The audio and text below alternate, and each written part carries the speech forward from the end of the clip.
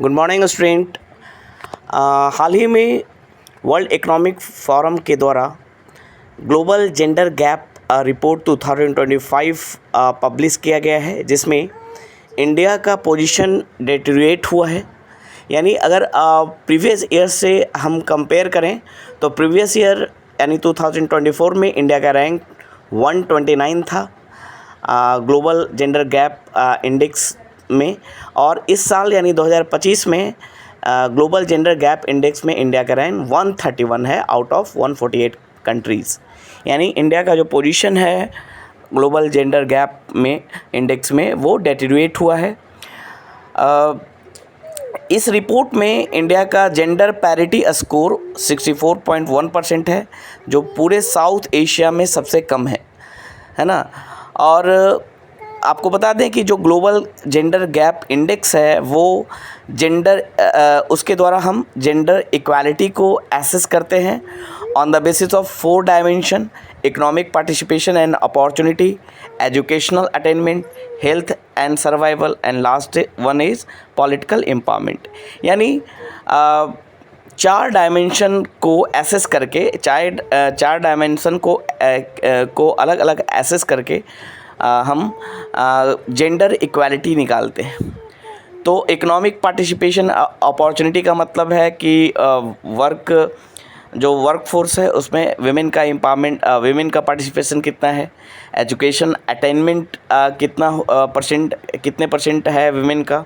Health and survival की क्या स्थिति है। और लास्ट में पॉलिटिकल एम्पावरमेंट मीन्स कि जो अलग अलग इलेक्शन होते हैं MP MLA या फिर जो पंचायती राज इंस्टीट्यूशन के इलेक्शन होते हैं उसमें विमेन का रिप्रेजेंटेशन कितना है। तो अगर इकोनॉमिक पार्टिसिपेशन एंड अपॉर्चुनिटी की बात की जाए तो इंडिया का स्कोर इस डायमेंशन में है वो इम्प्रूव्ड हुआ है। यानी यही एक डायमेंशन है जिसमें इंडिया का रैंक स्कोर इम्प्रूव हुआ है और 0.9% पॉइंट से बढ़कर ये 40.7% तक पहुंचा है। लेकिन अभी भी ग्लोबली इसका रैंक इकोनॉमिक पार्टिसिपेशन अपॉर्चुनिटी में 144 है। ओवरऑल रैंक इंडिया का 131 है, but economic participation and opportunity में इस साल 2025 में इसका ग्लोबली रैंक 144 है। एजुकेशन अटेनमेंट की बात करें तो India achieved a remarkable score of 97.1% in educational attainment. This reflect improvement in female literacy and tertiary education enrollment. Such gain contribute positively to the overall gender parity score.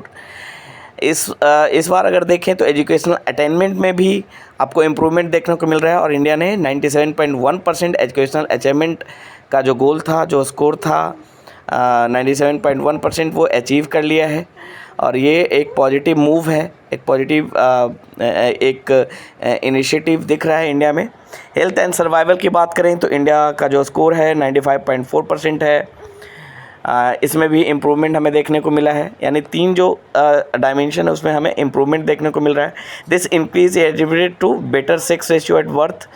यानी birth के समय जो sex ratio है वो better हुआ है, उसके कारण हमारा हेल्थ एंड सर्वाइवल वाला जो डायमेंशन है वो बेटर हुआ है। However, the overall life expectancy for both gender has decreased. दोनों जेंडर की बात करें, मेल और फीमेल की बात करें तो लाइफ एक्सपेक्टेंसी है वो डिक्रीज हुई है और ये हमारे लिए एक बहुत ही बड़ा चैलेंज है। पॉलिटिकल एम्पावरमेंट की बात करें तो इंडिया एक्सपीरियंस अ डिक्लाइन। यानी ये जो ओवरऑल स्कोर में डिक्लाइन हुआ है, इंडिया का डिटेरियोरेशन हुआ है 129 से 131, वो due to a single dimension political empowerment.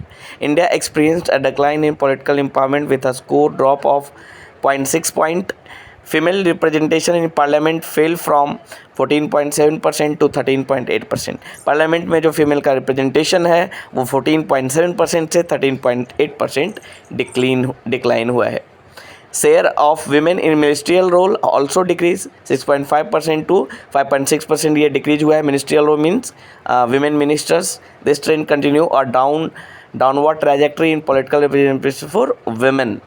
Comparative performance in South Asia अगर बात करें तो Bangladesh as the best perform in South Asia, jumping 75 ranks to position 24 globally.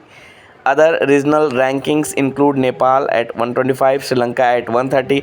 तो मेंस के एग्जामिनेशन में हम अपने नेबर्स के साथ भी कंपेयर कर सकते हैं ग्लोबल कॉन्टेक्स्ट की बात करें तो इसमें प्रोग्रेस हुआ है ग्लोबल जेंडर गैप में। मोस्ट प्रोग्रेस कोविड-19 के बाद अगर देखें तो ये सबसे बड़ा प्रोग्रेस है। However full parity remains 123 years away at current rates, यानी फुल पैरिटी यानी इक्वालिटी, पूरी तरह से जो इक्वालिटी आएगी वो 123 साल अभी भी दूर है। Iceland continue to lead the ranking, Iceland number 1 पर है, यानी ग्लोबल जो जेंडर गैप इंडेक्स है WEF के द्वारा जो रिलीज होता है उसमें नंबर 1 पोजीशन आइसलैंड का है। की जेंडर इन इंडिसेस देखिए, ग्लोबल जेंडर गैप इंडेक्स के अलावा भी बहुत सारे जेंडर इंडिसेस हैं जो जेंडर इक्वालिटी को एसेस करते हैं, जिसमें द जेंडर इनइक्विटी इंडेक्स है ना, इसके अलावा जेंडर डेवलपमेंट इंडेक्स और the global gender parity index, ये सारे कुछ इंडेक्स हैं जो जेंडर इक्वालिटी को मेज़र करते हैं, एसेस करते हैं। होप ये इन्फॉर्मेशन आपको एग्जामिनेशन के लिए फ़ायदेमंद हो।